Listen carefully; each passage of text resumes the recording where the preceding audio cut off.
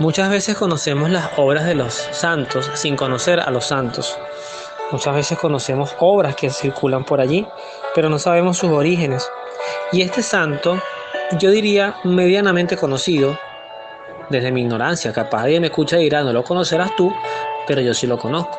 Pero es un santo, digo, medianamente conocido porque no es un santo del que se habla constantemente. Hay santos que tienen unos niveles de popularidad mundial incomparables con otros. Por ejemplo, hablar de un San Agustín, de una Teresa de Jesús, de un San Francisco de Asís, de un Don Bosco, de un San Francisco de Sales, de Santo Tomás de Aquino. Quizás es más sonoro, es más probable que se conozca a estas figuras que también son muy importantes.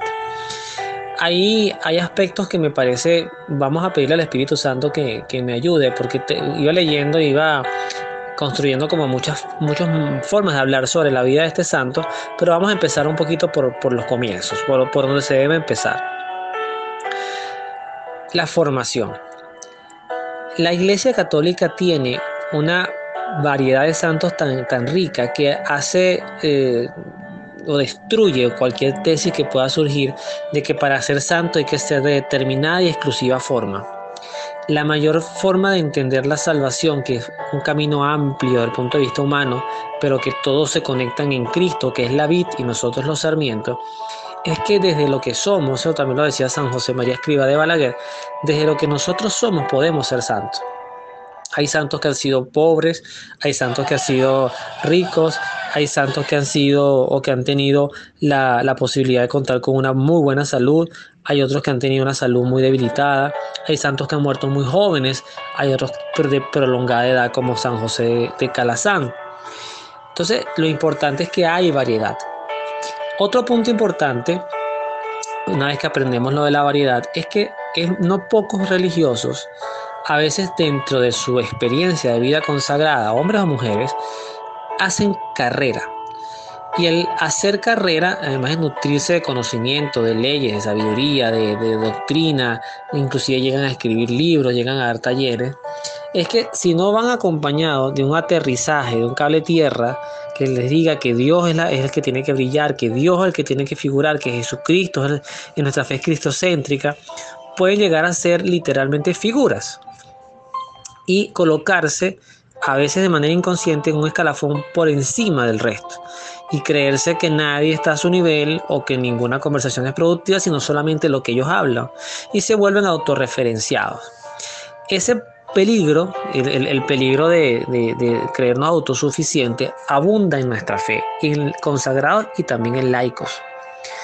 Mi esposa me contaba una anécdota en una catequesis que ella estuvo, donde había una persona que le decían que se iba a formar, que los van a formar, y ella decía, bueno, pues yo tengo 20 años aquí, ¿por qué me van a formar? O sea, ¿por qué ahora? Ese tipo de actitud es lo que estoy hablando, que puede hacer creer que por tener muchos años en un sitio o porque te formaste o porque tienes muchos títulos ya no necesitas aprender más. Y no, el discipulado, nosotros somos siempre en vida, tengamos la edad que tengamos, vamos a ser siempre discípulos de Cristo, no maestros con Cristo. No vamos a ser el maestro o los maestros.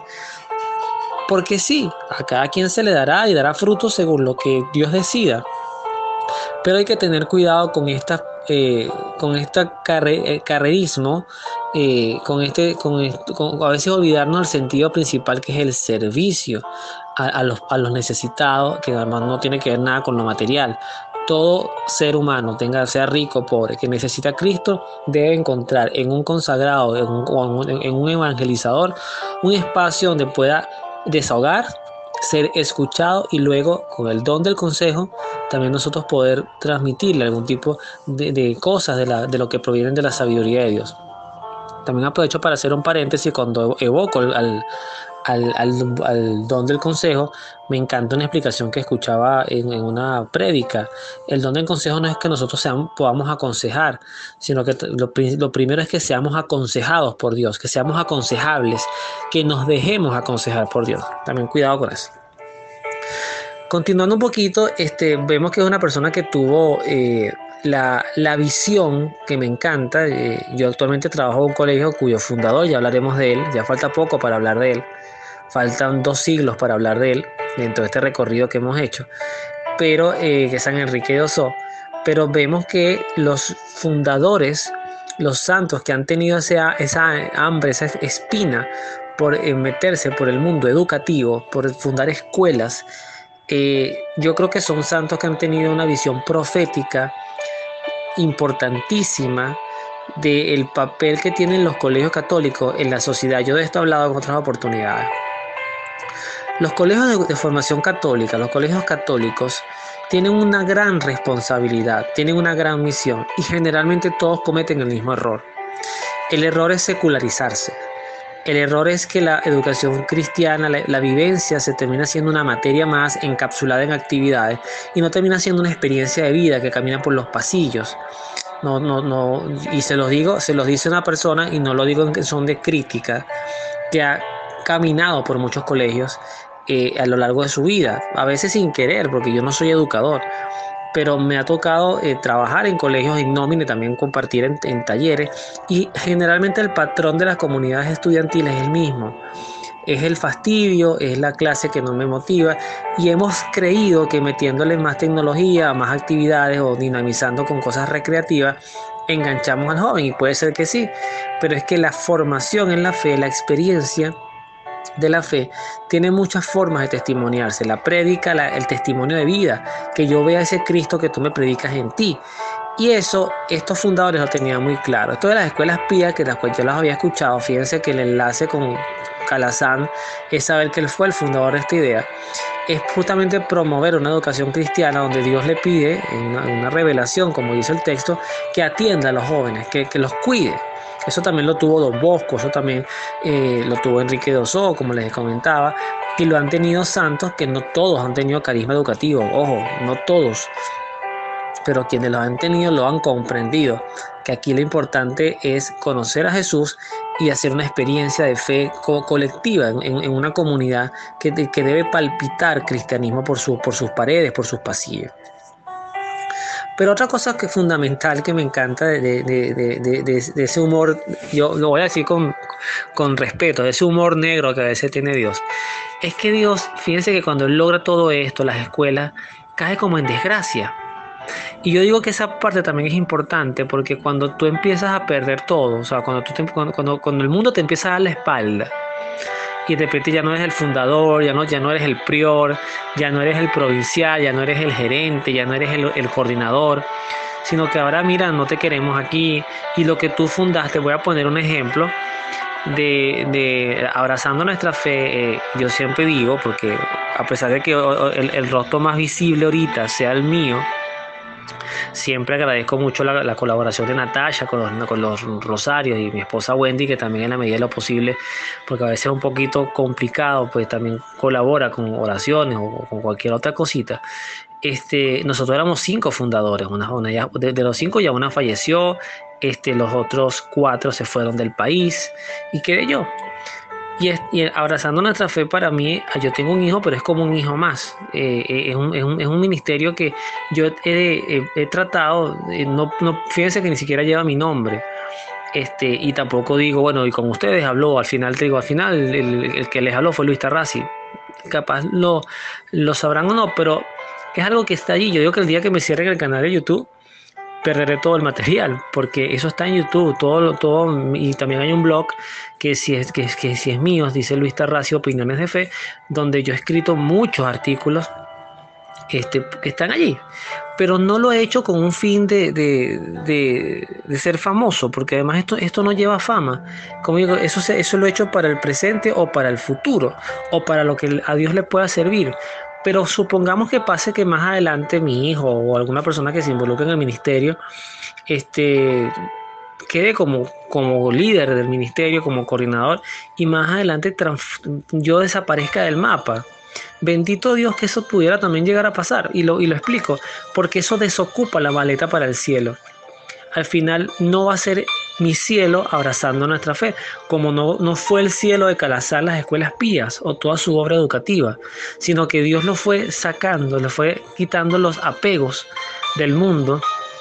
Espero que esto se entienda. Permitió que esto ocurriera, permitió que él tuviera su vía crucis permitió que inclusive que llegara a morir en una situación como dice el texto, quizá una palabra un poco fuerte, pero en desgracia, en tristeza, pero porque le esperaba una alegría que necesitaba, que él estuviera desconectado, partir sin extrañar, quizás esa sería la frase, partir sin extrañar, sin mirar atrás. Sin hacerlo como la esposa de Lot cuando salía de Sodoma y Gomorra, no mires atrás, no te conviertas en una montaña de sal, sino que avanza, ya dejaste esa obra allí en las manos de Dios.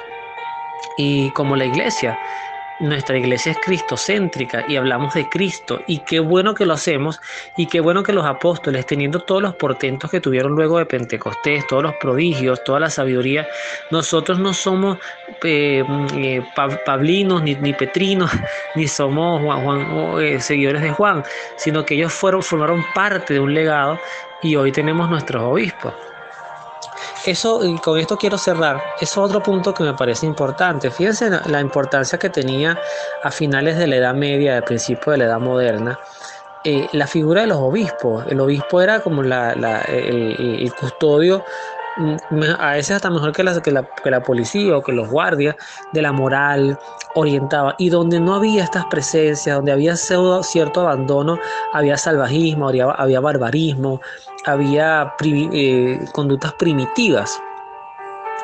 Hoy por hoy, si yo le preguntara a cada uno de ustedes, yo sé por ejemplo el nombre de mi arzobispo porque además en todas las misas lo nombran, que es Baltasar Porras. Actualmente mientras hago este audio, de repente si escuchan esto en 5 años será otro, pero Baltasar Porras pero si yo le preguntara a un cristiano que me escuche donde esté, ¿cuál es el nombre del obispo de tu diócesis? Te lo sabes.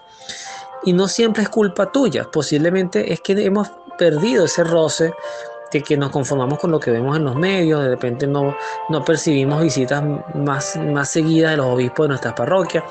Quizá eso también nos llama a lo que decía el Papa Francisco años atrás, es dejar de estar peinando ovejas y salir a oler a ovejas, a caminar con el rebaño.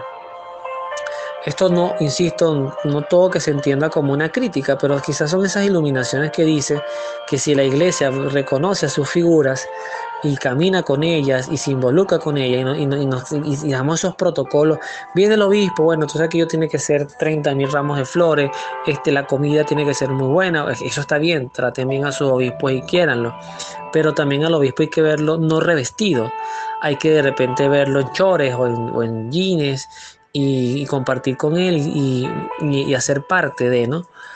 Estamos llamados a hacer al servicio y dejar esa estela en nuestras vidas. Así que Calazán partió al cielo sin nada, literalmente sin nada, pero fíjense que luego de su muerte, muere como la semilla, sale un fruto que además ahora tiene presencia en continentes, en países, y hace una labor educativa muy, muy importante. Así que no se apeguen, hagan, sirvan. Si te toca ser coordinador, chévere. Si te toca ser el guitarrista principal, chévere. Si te toca ser el párroco, chévere. Si te toca ser el provincial, el cardenal, bueno, el cardenal no, porque eso no vas a renunciar. Pero si te toca ser el provincial o el párroco, chévere. Pero cuando te toque volver a la base, cuando te toque no ser nada en cuanto a cargo, sino ser tú al servicio de Dios, también chévere. Porque quizás Dios, ya después de haber dedicado esos años de servicio, ahora quiere que empieces a desocupar la maleta. Yo siempre uso esta frase. Cuando nos acercamos a nuestro tiempo de partir, la mejor experiencia de ese viaje es desocupar la maleta. Viajar con una maleta vacía, sin ataduras. Así podemos entregarnos primero, podemos entregarnos en pleno, en todo, a aquel que se entregó hasta el extremo, como lo dirá el Evangelio, hasta el extremo por nosotros. Cristo no se guardó nada para sí. Todo, hasta la ropa, se la quitaron en la cruz.